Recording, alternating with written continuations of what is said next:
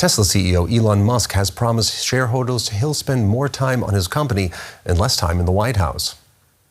Tesla reported a 71% fall in profits for the first quarter, and shares in the electric car maker have dropped by almost 40% this year. Analysts have pointed to Musk's controversial politics as one likely reason.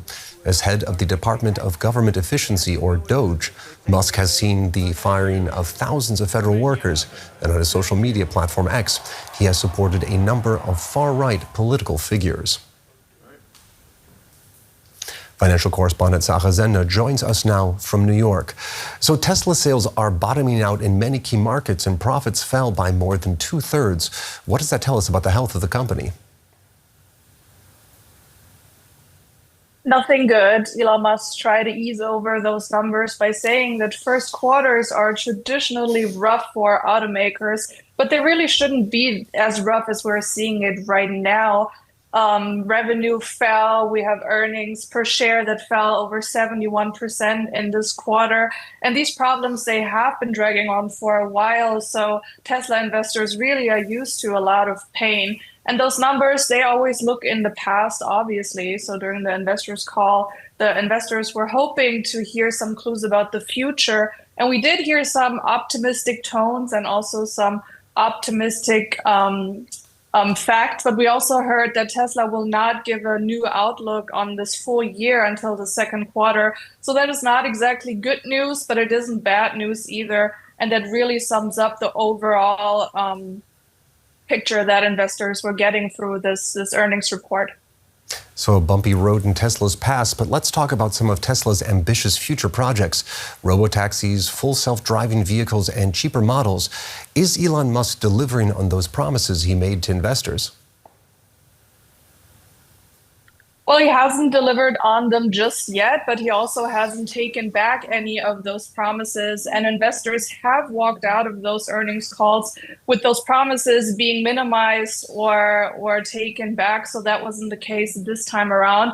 But Elon Musk also did use a lot of language that kind of left some room for interpretation, like he predicts self-driving vehicles to be on the streets, or that there were some small setbacks in terms of the production of cheaper vehicles, but also that there's nothing in the way of mass producing within the next 10 months. So all those things, they are a little vague. At least, again, they're not bad news. Investors obviously hope for like crystal clear timelines and crystal clear numbers. They didn't get that, but there's also no reason to believe at this point that what Elon Musk is promising is not going to happen. So that's really what they're taking out of this call for now. Now, Elon Musk has also raised eyebrows with some of his work in the White House and with Donald Trump. And now it seems he's taking a step back. Musk has said he'll dedicate more time to Tesla and scale back his work for President Trump. But is Tesla already a damaged brand based on his antics with the Doge? You could say so, and Elon Musk hasn't said a lot to really turn back time in terms of this image that he has created. He has said that he will step back significantly from his work at Doge, but he also said that he will still dedicate 1 to 2 days a week to that department and to government work if Donald Trump wants him to. And he did talk about Doge at length, really reiterating what he's doing for the government and how important that work is to him. So I think if investors and buyers were hoping for clear separation of the Trump administration and Elon Musk, what he said today really wasn't giving that picture. And then obviously Elon Musk and Tesla are inseparable. So if you are not in favor of the Trump administration, you're also probably not planning on buying a Tesla anytime soon.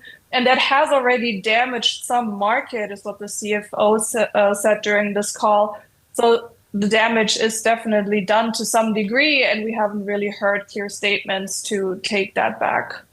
All right, I'm afraid we have to leave it there. That was financial correspondent Sendner. Thank you very much for your analysis.